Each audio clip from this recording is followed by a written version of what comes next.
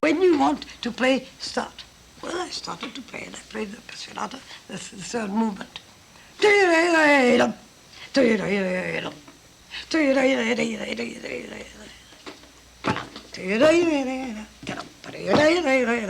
I played that. I think I thought to myself, I think I have a good day today. It will be. When I was finished, suddenly one of them, the white hair, Gabriel Fauré, said, Mademoiselle, venez par ici, venez. I thought I played awfully badly, or they will think that it was not classical enough or so, and my heart went like that. I had a heart, a small heart, but it also beat just like a grown-up. I said, I really thought I played so well. What the heck do they want me to come down? Now I came down. I said, Mademoiselle, nous voudrions savoir, we would like to know, with whom did you study? Oh, avec maman, with my mother. Oh, and she was pupil of Rubinstein, Moscow. Oh, mais ça se comprend. Oh, that is self-explanatory. And that is the way that I came out of that examen. And after the examen, there's always a spalier, all like that, like here in Winnipeg, after that renommé festival. You have all the judicators, when all the students are here making a spalier, and then the judicators go out. And so my mother was also standing like all the other ones, and I stood before her, but when I saw suddenly the judicators coming out, you know who were? The judicators were Debussy, Mashkovsky, and Ravel. I have still a visit card from Ravel. And you know, when I saw that Gabriel Fauré suddenly went right to my mother, to where I stood, I took her skirt, and I went behind the skirt. I was very small. I could do that. I only had my head out. Look. Est-ce que c'est votre fille? Is that your little daughter? Oui, monsieur. Very proud. Oui, monsieur. Well, that's extraordinaire. I said, and I felt, I don't know how I felt. I felt uncomfortable anyway. And that is the little story how I was admitted immediately, of course, in the class de Chénet.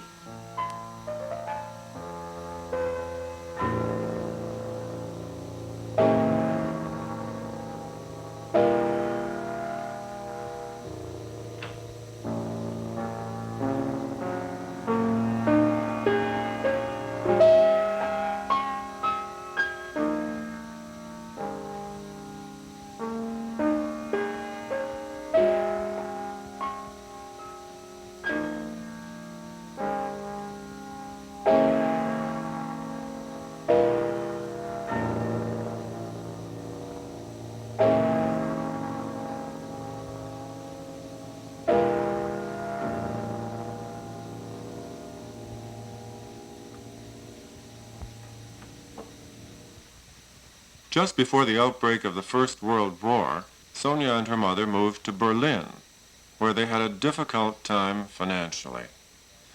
Young Sonia decided that if she could get a job playing in a restaurant, she might provide food for the small family.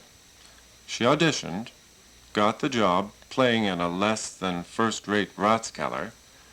Her job was to take over when the regular dance band was finished, in the wee hours of the morning. I had to wait at 1 o'clock, and I had then from 1 to 3 I could play. I played all what I could for 2 hours. On the piano, on the violin, on the piano. And this is 1 o'clock in the morning. Yeah. Yes. Surely. And they hadn't eaten. Oh, I had eaten. Oh, you had eaten? Wonderful. Oh, good. There's I only thought one that you wouldn't eat till I you want to played. have 3 dinners, and I want to order whatever I want.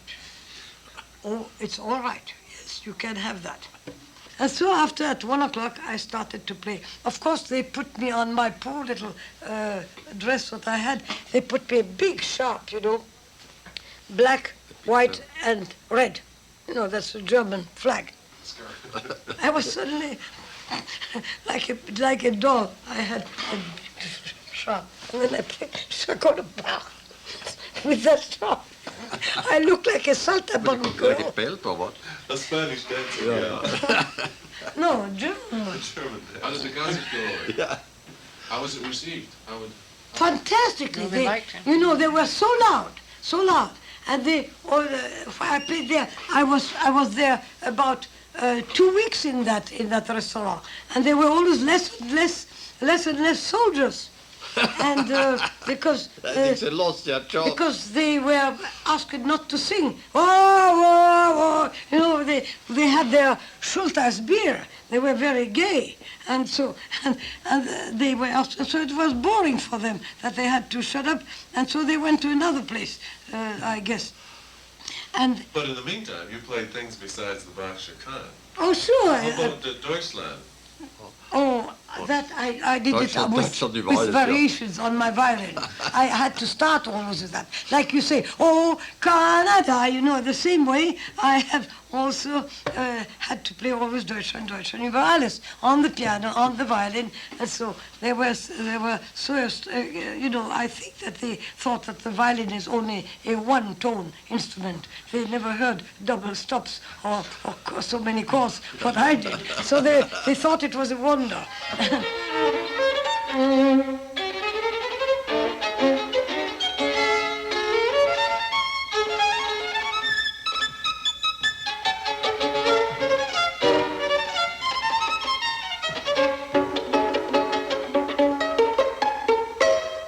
At this time, Berlin, 1914, Sonia was reunited with her godmother, the daughter-in-law of the great violinist Joseph Joachim. Through her, she became a protege of a wealthy Berlin family and acquired one of Joachim's violins, an instrument that she treasures still today.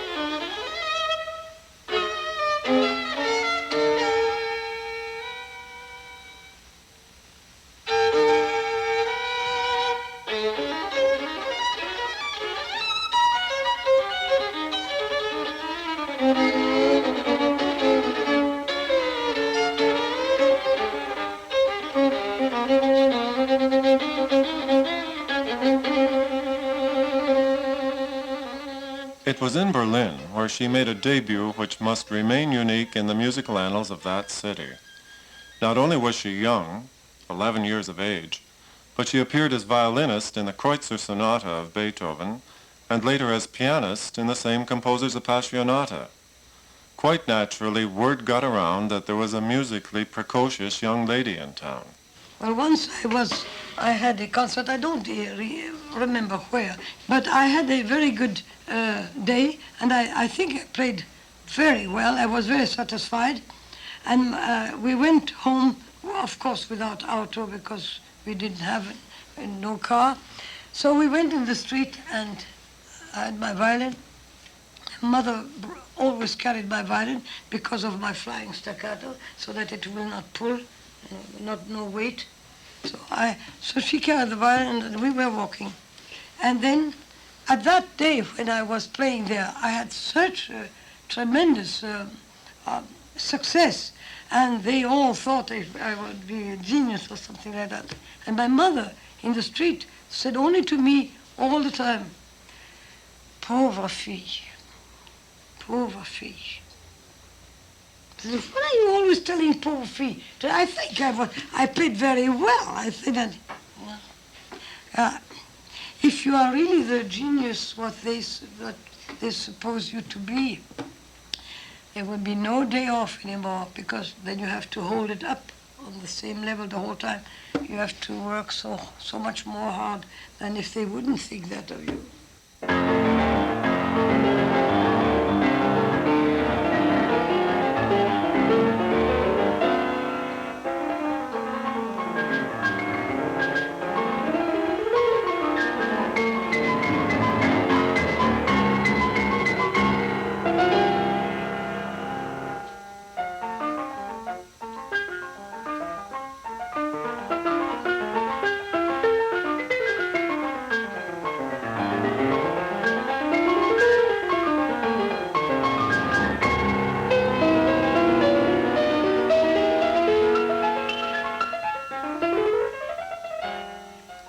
At this time, young Sonia was befriended by one of the leading pianists of the day, Edwin Fischer.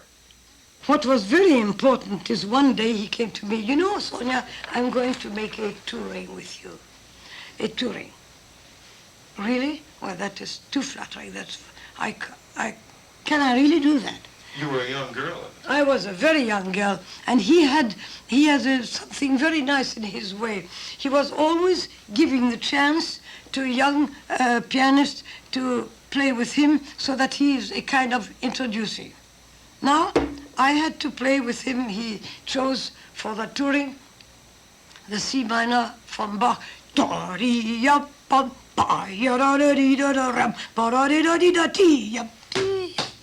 Very good. You know, one sees that you have played it. Yeah, and then in 3 weeks, well, I practiced my thing. It was for me not very problematic. I could do it very easily. Now comes the rehearsal, and he said, oh, no, Sonia, you are on the first piano. Oh, no, master, I have been working very hard on the second piano. Oh, there's nothing what can be done. I want to present you. They know me. They don't know you. So you are going now to be on the first piano. I said, but I can't do that. But it is almost the same, but not quite the same. Well, but I made it. I was on the first piano. The concert day has arrived. And you know how it happens. He was on the second piano. And if he puts me on the first piano, well, I act as the first pianist. So now I play.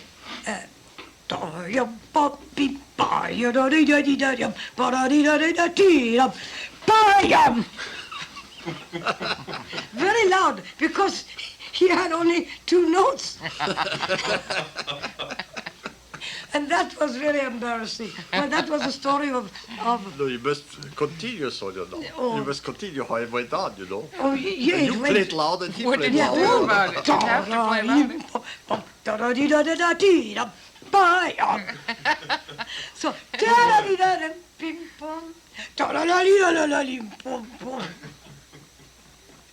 well, that was our beautiful performance. I think that the write-up were, again, very good.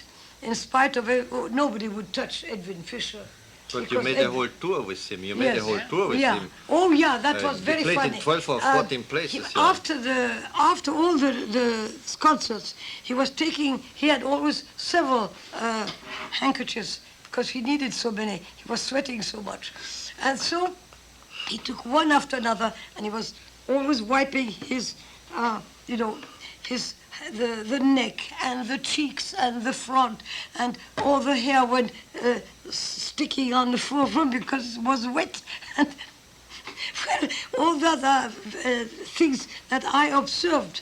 As an observer, of course, I see all that. And suddenly he said to me, I don't know how you do it. You have played the first part. You have also the F part and the FF part. And I said, yeah, but how is it that you are never warm and never...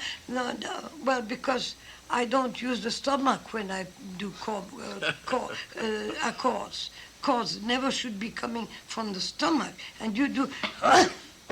from the stomach. I do that, I do it with another kind of weight. And then he said to me, I really don't know why you are able to play so much, and you have your violin, and how can you manage all that in one day? I said, well, it's very simple. It is because the technique I have is less complicated. I don't have to train it. It is not physical. It's more abstract. And I use the moves I have, what I need every day. And to move a finger alone is unusual. It's acrobatic, and that takes time. But Sonia, I think, in all fairness to Edwin Fischer, you made a few jokes about him now, but you really should pay tribute to his great musicality and how much you learned from him and how much he influenced you, exactly like Chagall. I think he was one of the few musical geniuses one of the few musical geniuses you met who gave you this great feeling for musicality, and he praised it in yourself too. He said, as you always told me, he said, I don't know how she can do such things. Yes, you see, I was not even so admiring Beethoven as a young, very young person. I remember how when I had to play so many sonatas and so, and my mother said, well, it is a great master. You have to love him. You can't, I said, you can't force the love for something that you just don't want. I don't want Beethoven. And he brought me Beethoven much closer to me, so that after, now that even when I play one of the sonatas, which is the most closest to me, the Appassionata, I can analyze it, I think, like nobody.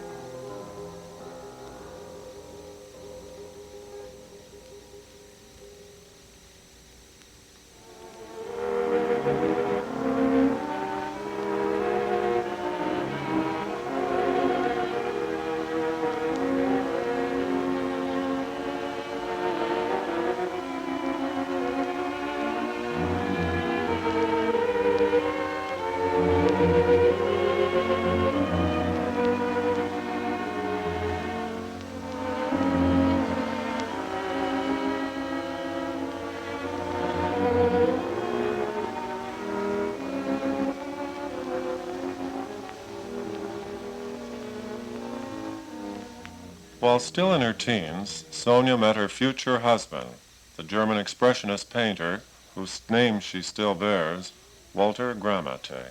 My name is Eckhardt-Gramatté. The Gramatté, I lost him through the war, and he gave me a wonderful life so that I could be at home. He married me, and it was extraordinary. It was very romantical. I was playing a big work, one of my first ones. You know, when you are very, very young, you start always with a gigantesque work. It was a pantomime which never, it was four scenes, a pantomime.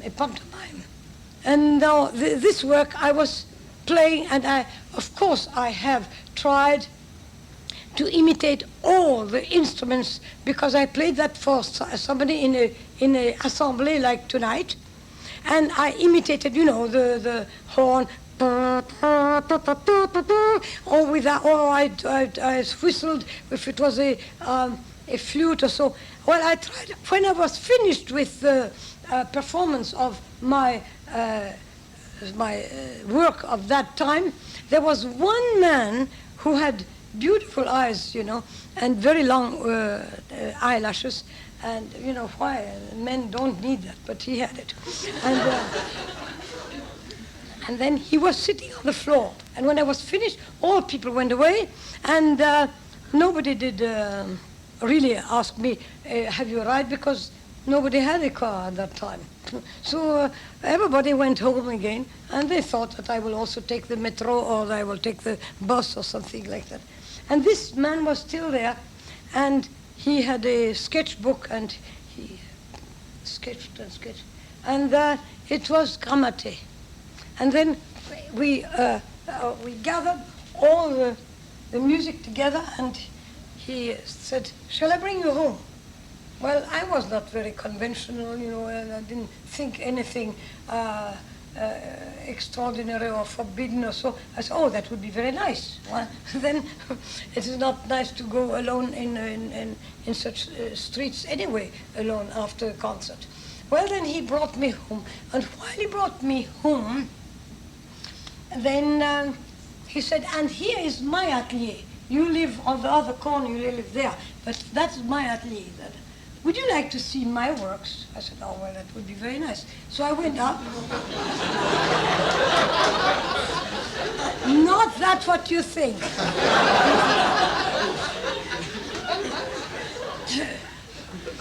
Yeah. And then then he showed me all his beautiful paintings and his graphic. And one of the graphics, which is very important in my work, it is a very heavy head, and he just came from the war, he was very wounded and so, and a very heavy head, and the head was leaning on his hand. I was all ear until that day. I was all ears because I was nothing. My mother put me on the piano and put me on the violin, and I had only music. I've never been so really interested in paintings because I had too much to do myself for my own work.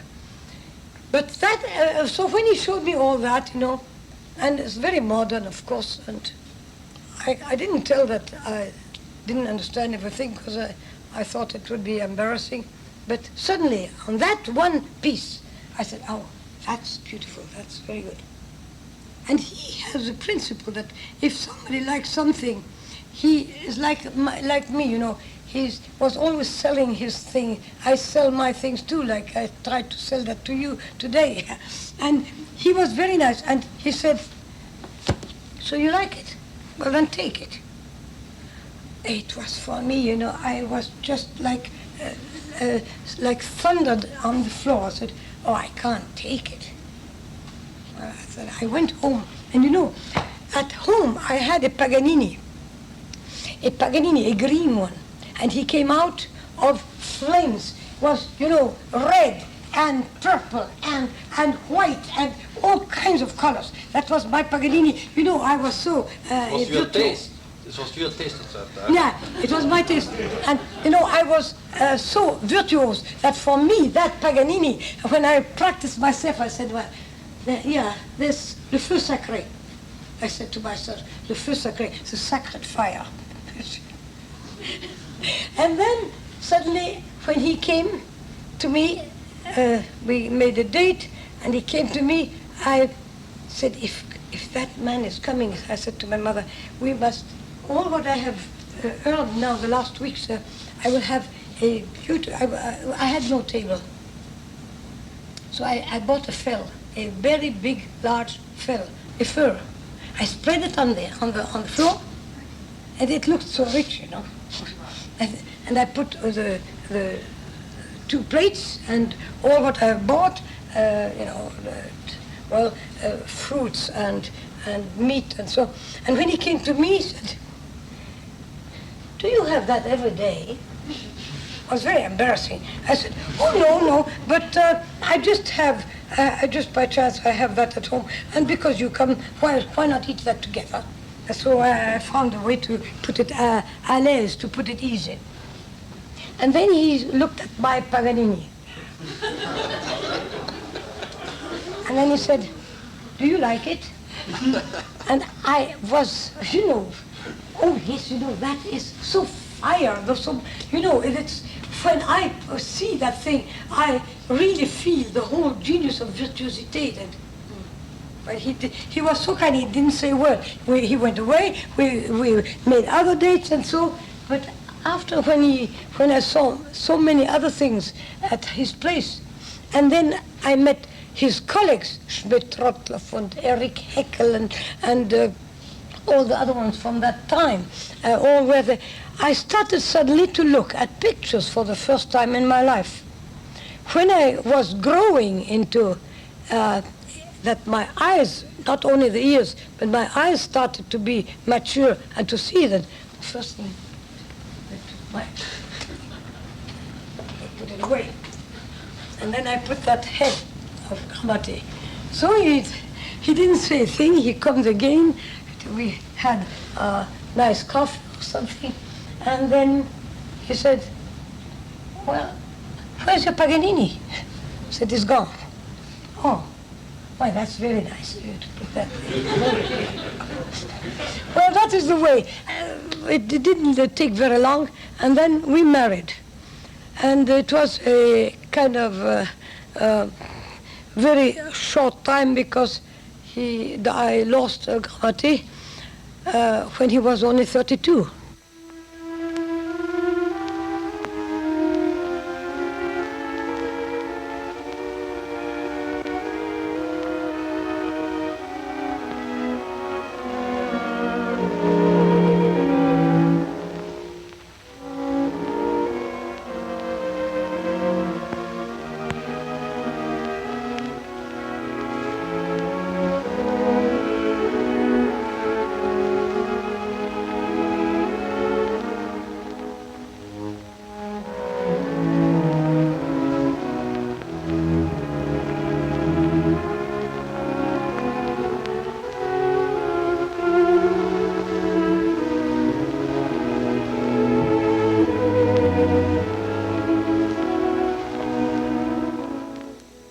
Well, it was a very extraordinary thing what happened with Gramatté and I.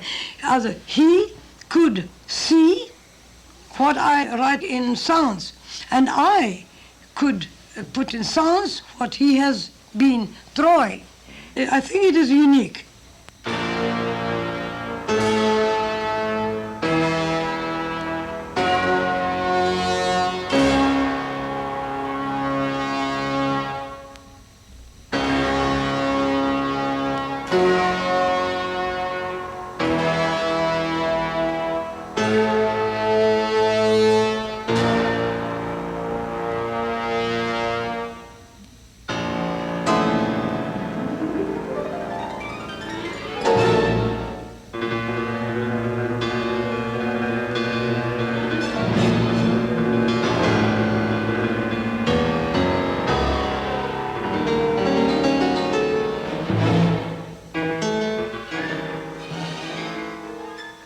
Shortly after Gramatté's death, Sonia met a young man who very much admired the work of the painter, art historian and museum director Ferdinand Eckhardt.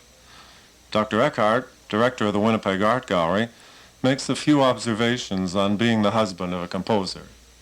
It must have been in the first years of the Second World War, in the summer, and we were in Austria, and we were traveling very simple and by train, and we arrived on a little place in the evening and very tired, and went to the only little inn in the village, and hurried to eat something, and then we went to bed 8:30 or so, and it was in the days before, really before these insecticides were invented. So what did you do in the country if you slept in a simple place? You had to first to kill the mosquitoes, you know, to have a quiet sleep. And so we went down, and for half an hour we chased the mosquitoes, and we got them all except one, you know, but the one we couldn't get. And so finally we gave up after a while and said, oh, let her alive, and let's sleep, and let's put the blankets over our nose and we will sleep. So we fell asleep, and I was all right. In the middle of the night, I woke up and I heard Sonia. She was grumbling something, and I didn't know what it was. And she suddenly said, I got it. I got it. And she said, you got it? Yes, she said, the theme of the second movement. Now, in this very moment, I wouldn't have given anything for the theme of the second movement. I thought it was a mosquito. I was very disappointed, then put the blanket over my head again and turned around and slept.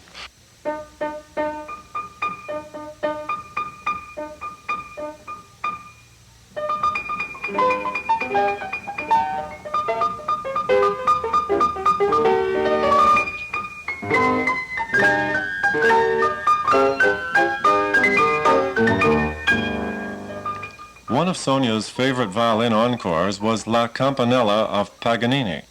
Here is her version of the well-known tune based on the Liszt-Busoni transcription for piano and played by a former student of the composer, Deirdre Irons.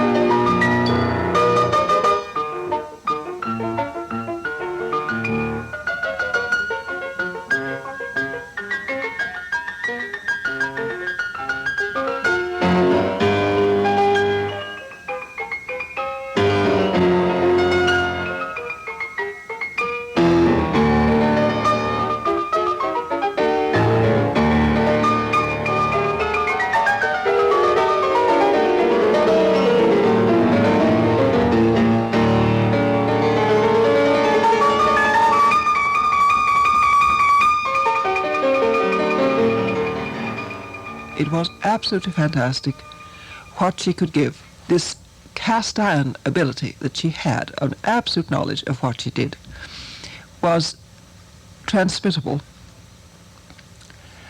and provided the student was willing to wear a certain number of chains and stay with her, she could, I would have been prepared to sign a paper, a document, which would say that they would emerge with as much as they could take of the same cast iron technique, a real knowledge of how an instrument is played. Sonia was going to write a book which was not published about her art, her approach to violin playing. And as I was a cellist and a friend, she was extremely interested to tell me what she believed and to see whether it would work on the cello as well, and particularly her bowing. It was fascinating to me. I studied with her for about a month. It really wasn't more than that. It was very intensive, and sometimes it was very extreme. But I came out of it having learnt something that nobody had ever taught me before, and from that moment on, I completely ceased to have any doubt as to how I should bow, how I should handle the bow on the cello. It was, in fact, exactly the same which she used for the violin, and it was the same cast iron, reliable, secure, virtuosic, yes, but not fancy way of playing, which I was extremely grateful for later on. I think my next big encounter with Sonia was when Maria Daskin had asked her to write a piece for that fantastic festival that he had in Saskatoon one year. She wrote a duo concertante for piano and cello, and Lorne Watson and I premiered it. We really had a terrible time learning it, but it was all immensely enjoyable and stimulating, and she was always there to tell us what to do, how she wanted it done, and when we finally performed it at Saskatoon, it was a big success. We played it a few times. I played it with a few other people, and in particular, I played it with a young pupil of Sonia's called Deidre Irons, and that performance was recorded by the CBC.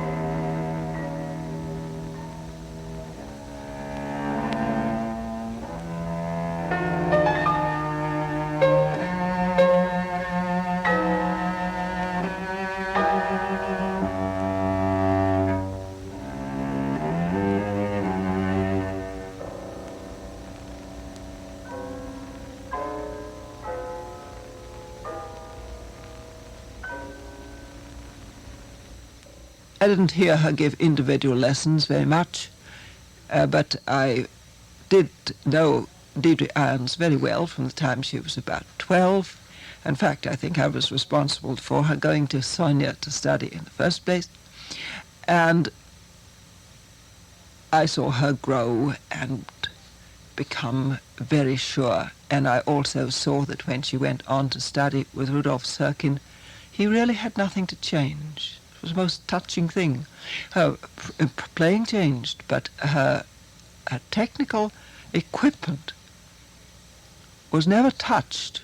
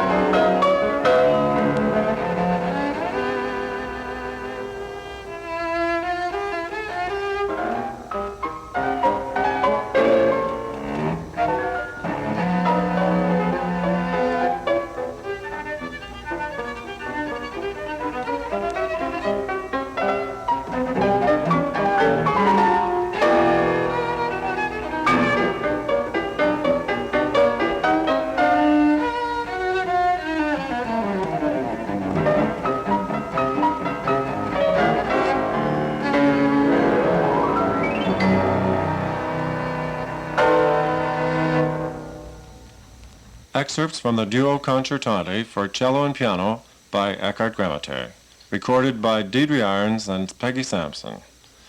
Dr. Sampson continues her conversation about the composer. I sometimes used to take Bach cello suites to her to get ideas. And I got ideas. Her way of transmitting certain basic principles of phrasing was really memorable and just about unique in my experience. And I also have heard her coaching her own students in string quartet and piano trios and so on. A session of coaching was really an inspiring affair. She heard everything, she watched everything, she had an incredible knowledge of how one played any instrument, and would put a piece into good shape in record time. This didn't stop her from wanting always to put it into even better shape, and that was where the trouble arose, because the putting of it into perfect shape was generally too much for the students, and she ran into problems there. But I don't think I've ever heard more exciting or convincing coaching of chamber music. Gwen Thompson, formerly of Winnipeg, now a faculty member at the University of Western Ontario, recalls coaching sessions with Madame Eckhardt-Gramatté. You have to be convincing to be a good teacher, and you have to demand respect. And I always found with her that I never doubted her. I always respect her to the highest, as a violin teacher, as a piano teacher, as a chamber music coach, and really as a friend too. Her coaching was, she was just as dynamic, and she would oftentimes move me over and play, sit down in my chair and play. She had experience with cello, because of Peggy, and she knew what was going on. She just knows her instrument, or she knows all of the stringed instruments. When it came to I was coached with chamber music piano sonatas Deidre, the same thing occurred. It was fantastic for somebody to be able to say, not only explain to you what their concept or their ideas, but the fact that she just took my violin from me and said, now, how about this? And bingo, played. And the same with Deidre. Shoved her over and, and said, now this is what I'd like, and it was terrific.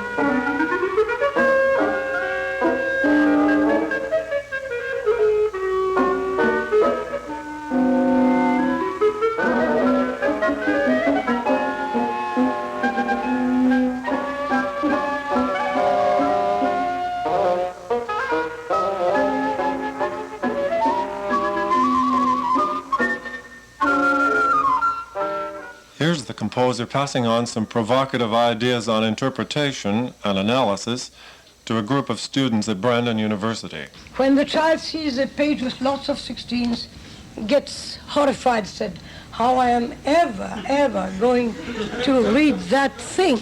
It's too black. It is so easy if you show that the little solfeggetto has nothing but. And the scale is only 2 notes, not 7. Oh, I forgot to ask you to see if you pass. A scale has not 7 notes. It's only what's in between. It's only to fill the interval. The scale has only 2 notes. That's a semitone. And so that you have here, it's a chord. It has only to fill.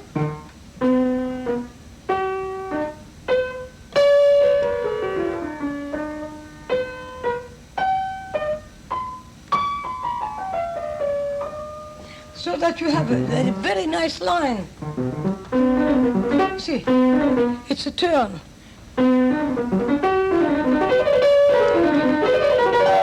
You see, now, you have only 4th here. You see.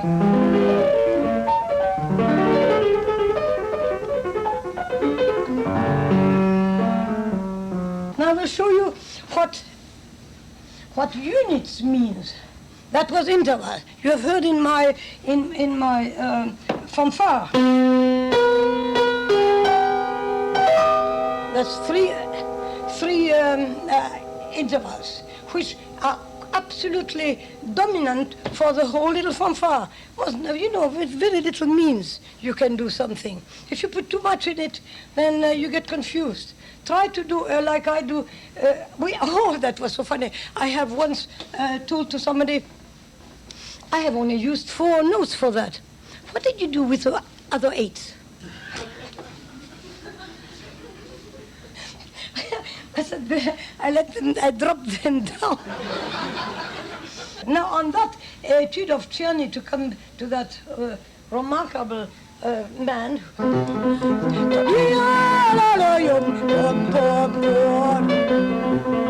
Something like that. When I got that as a little child, well, because in Paris, of course, you have the finger technique, and you have motionless, and you have all what you can guess from the studies, which gives jeu perlé. I just hate that word, jeu perlé. It means, that every note is there. That is jeu perlé. But when I got it, then I was in Paris. I had to play it for Madame Chénier, and so instead to do that, instead to do, I suddenly was much nicer. And that stupid little tune.